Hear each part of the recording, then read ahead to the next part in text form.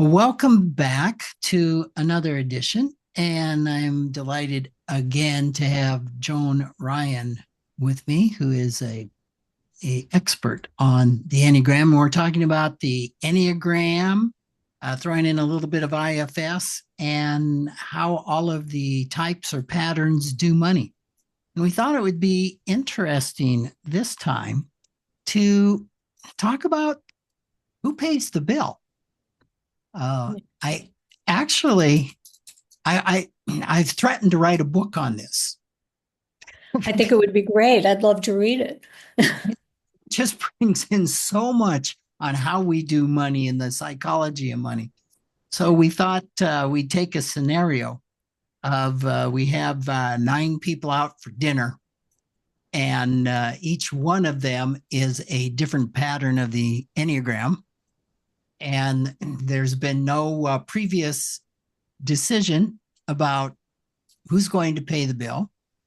And we'll go from there. So, who would Oh, you and like? don't forget, they forgot to ask the server to split the check, and at this point, it would be impossible. Modern technology makes it so easy now. What I think of as we talk about this, Rick, is when we used to do Enneagram trainings in person, there would always be kind of a relaxed night with a lot of fun and a lot of silliness. And you'd see scenarios like this, one of each type. I remember one of, how does each type settle themselves on an airplane? And so on. How does each type do? And so we'll do it with paying the bill for the check. So let me set the frame again with the material that I'm working with, which is the motivations. So the body types are primarily motivated towards agency or embodied empowerment. The heart types, the body types 891. The heart types 234 are motivated primarily by the bonding instinct. And the head types 567 are motivated primarily looking for certainty, because certainty in this quadrant equals safety. So we've got that frame. And I think we could just go right around the table. So if we started with, well, I have to start in a triad. So let's start with the 2 and go from there. Does that work? That works. Okay, so the bill is presented. For the sake of making it fun, it's a big bill, and there was a lot of spending, and there was a lot of variation around the table of who ordered what, because that's a very common, I didn't have a drink, you had coffee, you had dessert, but my entree was all that nonsense. My 9ness just gets hysterically upset with this. But I'll try to That one is try to temper it. too. Yeah. So the bill comes, and the 2, I'm going to say, focusing on preserving the relationships that they've built with everybody else at the table. I'm going to guess, unless the 2 is an accountant, says, okay, who's going to take charge of splitting this up and collecting? My guess is that person, again, unless they are really, the money person, is going to not want to be in that hot seat, because whoever gets the bill, I think we can agree, is kind of in a potentially tough position. Mhm. So they're going to avoid being part of the let's figure out how to How split to this. split this up. Yeah. And I'm also going to guess that in favor of preserving relationship, the 2 is going to agree to whatever plan comes out from the rest of the group.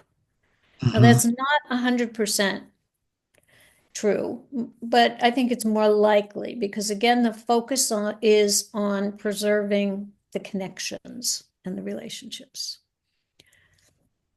You might even get a 2 who offers, once a plan comes up, to put in more than their share if they determine that that's what's required, or if somebody else is more in need. I was wondering if the 2 just might offer to pay it. I think that would be an extreme, but it's not out of the 100% out of the question. It would depend. Now, if the 2 offered to pay it, again, it's to preserve the relationship and make clear how generous they are and how giving they are. The 3 sitting right next to them might offer to pay it to prove that it's no big deal and they have plenty of money, so they don't care. And that's a status, money status, as we've been talking about in our other episodes. Or could be really concerned if they saw the size of the bill and didn't feel up to either their share or taking on the whole. Could be very embarrassing. Don't forget, we're on image here to preserve relationship. The 4 sitting next to the 3, I'm making this a circle just because it's easier for me to, so I don't drop anything. The 4 could get prickly about it. I don't know that the 4 is going to volunteer to be the person who runs this discussion or does the financial calculation, again, unless that's their expertise. But 4s sometimes, because their attention is focused internally, can get very particular. And you sometimes see a little bit of pickiness.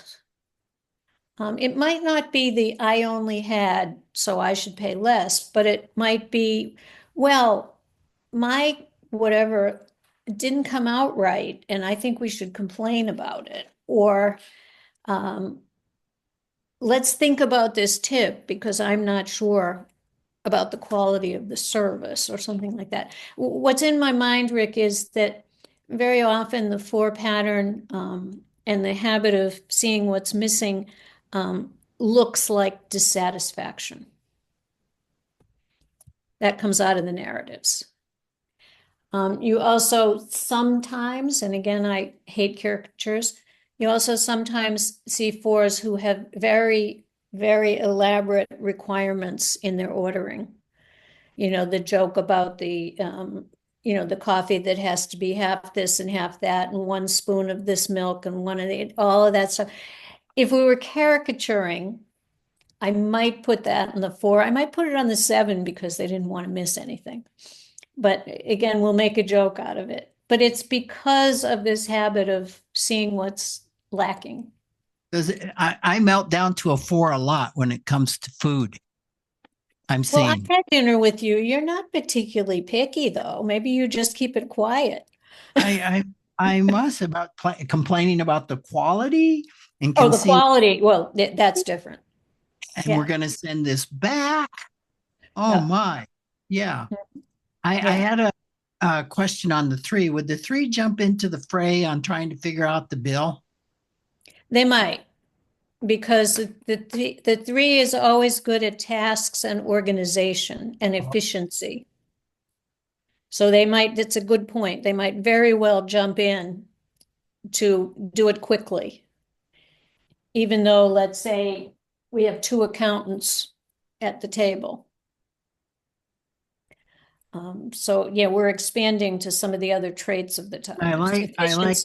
the emphasis on quickly, because what comes to mind there is, okay, let's just split it. Mm-hmm. Yep. And to your point that some folks ordered $50 worth of stuff, and other folks ordered $150 worth of stuff. And the three to get in, let's get it done. Yeah. Get in, Let's. get out. It's efficient, and we'll on to the next. Yeah. Oh, that's Now, great. I can do a differential to my nineness where I will be seething that I ordered $45 worth and somebody had 6 drinks and it was 150. But I'm never gonna, I'm trying to learn, but in the past I would never say anything because it might upset the harmony. Yep. Yep. I can And I don't identify drink, so my bill is that. usually less. Yeah.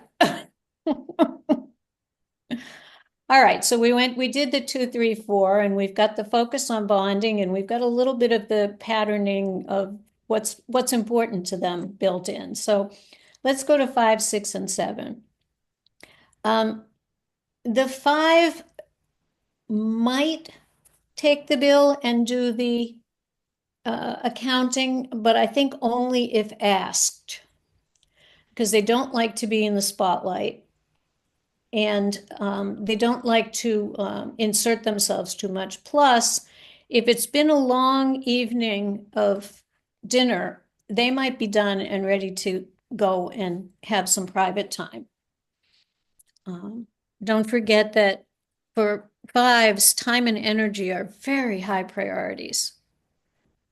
They really value that. So generally the 5 will have decided in advance how much time and energy they were going to devote to this dinner, and they might be ready to go. 6s will very often be the one who takes the bill and does the math. All I right. think because 6s and 1s, and this is a similarity between them, I think because they like things to be precise, they like things to be certain. And they like things to be fair if you happen to be a 6. Mm. Mm-hmm. So you could get what you suggested before, let me look at this. What do you think if we split it equally? Or from a 6, you might get, we could split it equally, or we could separate the drinks from the bill and handle that differently because that might be more fair because fairness is a big deal there. This would also be different depending on whether this individual 6 is more of the phobic variety, which is the let's get away from anything dangerous, or the counterphobic variety of I'm going to get at it before it gets me. So there's a differential there. But I do think that fairness would play a piece, and they would also want to see the bill to make sure that there were no mistakes. Mm-hmm. Again, similar to a 1. They'll do a complete audit. Yeah. Mm-hmm. Did this server do it right? 6s have a view screen that sometimes looks for negative motives that aren't there. Mm-hmm. And if they got a negative feeling from the server, they're going to be really particular about checking that bill. Again, it's looking for certainty, looking for a situation where nothing can go wrong. The 7 could offer to pick up the whole tab, depending on how they're feeling and depending on whether they had a good time at the dinner or not. Again, this is an internally focused type, as opposed to, I'm sorry, this is an externally focused type, always looking for the next fun thing, but is also very attuned to whether or not they enjoyed themselves. That's a great point. Okay. So I think they also 7s have a streak of fairness like 6s. So they might go along with a suggestion to split it up. Or If it's a particularly self-centered 7, they're the person who ate 3 times as much as everybody else and doesn't notice that they did. Where am I? Oh, I'm at the 8. 8s very often try to pick up the check. My brothers and I used to have to fight with my father, even when he was in his 90s, because his knee jerk was to grab the check. And it was a point of honor among his children if you could get it before he did. I think that's something about being protective, which is a high priority to an 8. And so if it wasn't his children at the table, maybe they wouldn't do it. But if it was the team from the office or something like that, they might very well.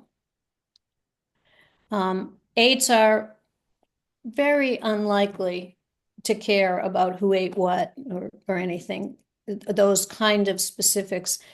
That I think is most likely because they move so fast, both in thinking and in action. And they like the feeling of moving fast. So you don't want to really interrupt it.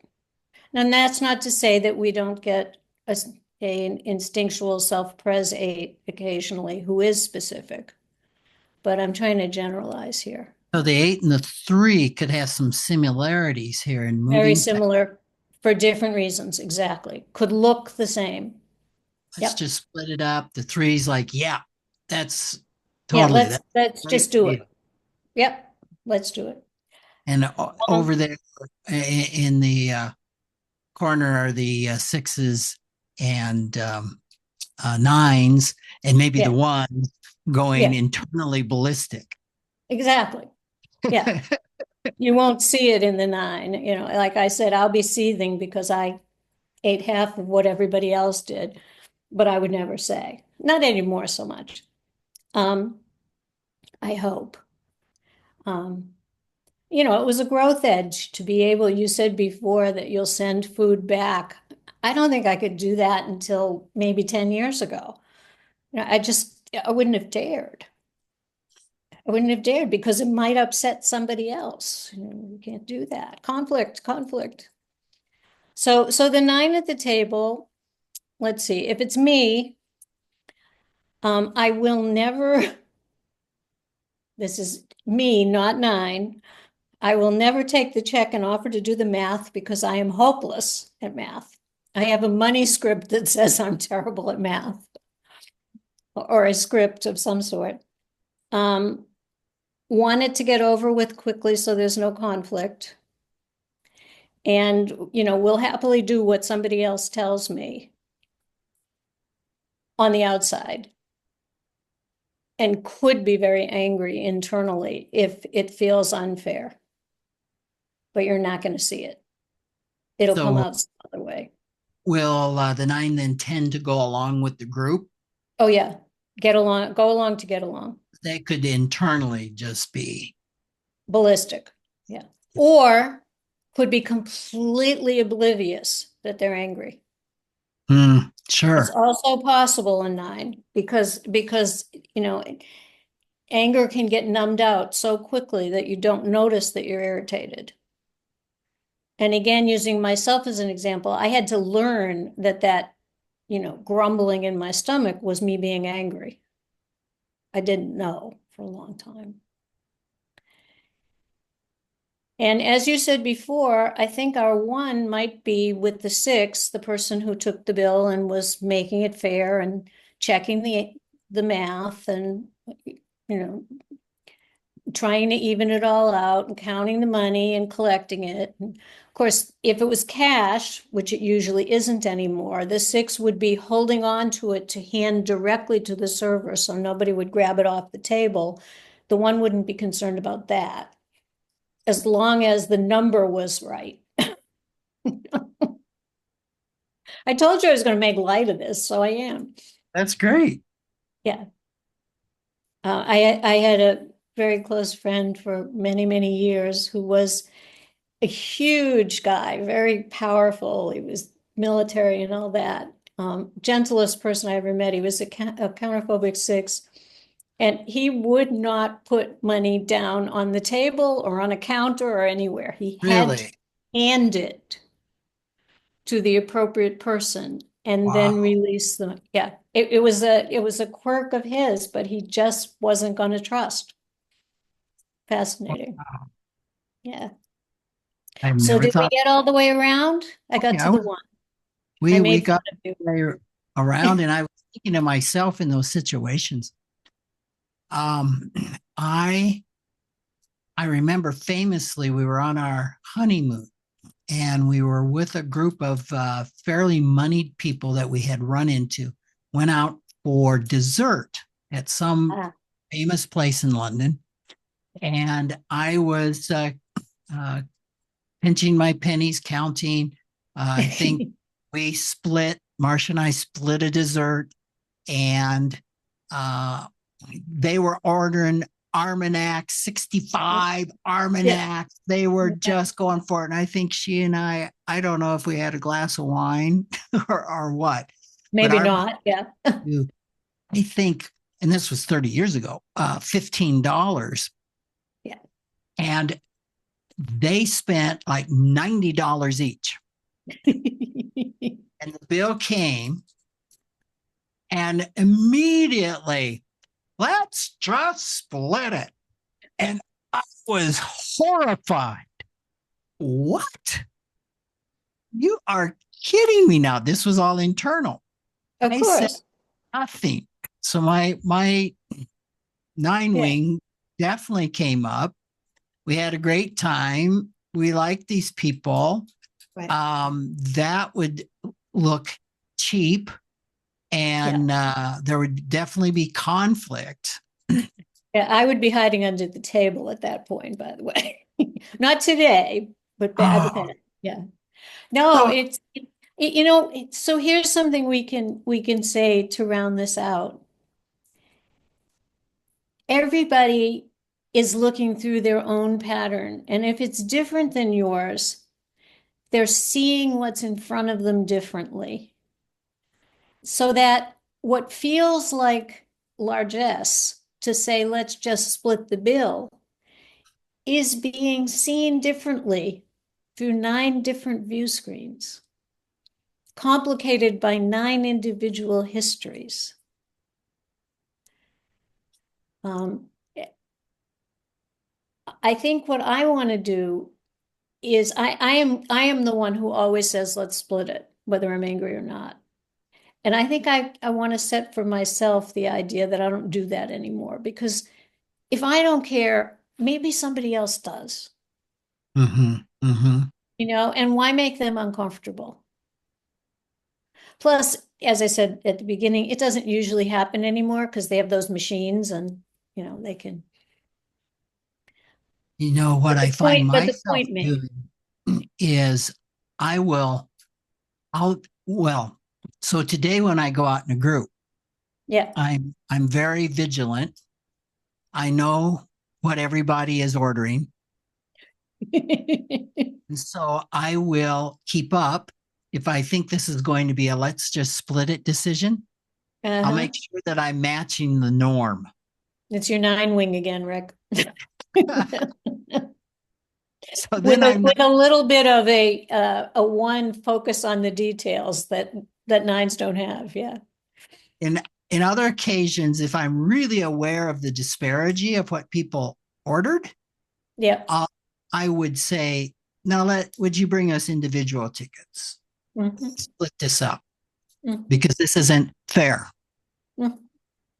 Yeah. You just And yeah. I'm thinking, what's the takeaway of all this? And for me, the takeaway is let's decide first. I think that that's wise. It takes it off the table. Nobody worries. I was recently traveling with a group, which I don't normally do. And we were a small group within a larger group. And I learned that that's what you do. At the very beginning, can we have separate bills? And even if the server says no, at least you've set it up that people can have their own individual views, and it isn't just we're going to split. And then people are happier. And But it's then, that thing about looking at the same situation through different eyes that just keeps getting me. yeah, I think sometimes when I'm really clear I'd like to buy, Mm-hmm. and rather than say that, now I just went out 2 days ago, and uh, there was three of us, and I think she's a type 8. She made it clear before we got to the restaurant she was Yeah. buying.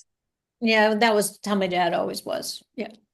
Um, but there's always that drama of you get down, here's the bill, and now you have two people, maybe the 3 or the 8, sometimes the 1, Yeah.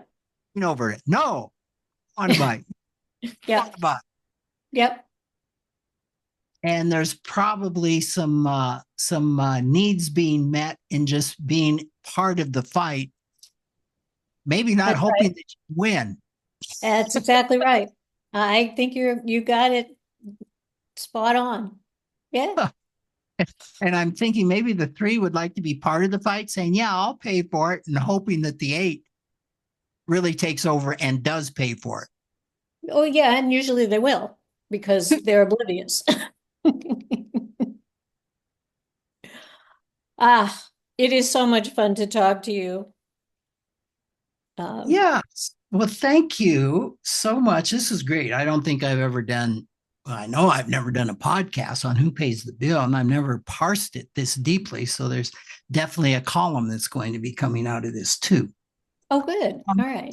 Tell people where they can contact you, just some of your resources. I know you have Oh, any sure. words. The the website is creativecollaborations.net with an S on collaborations. Um, that's the primary place. You can often hear me, for IFS folks, you can often hear me with my co-teacher, Tammy Solenberger, on her podcast, The One Inside. Um, and you can put my email in the show notes. Anybody who's interested. If you go to the website, there's a pop-up to get on my email list, and then there's a list of the classes.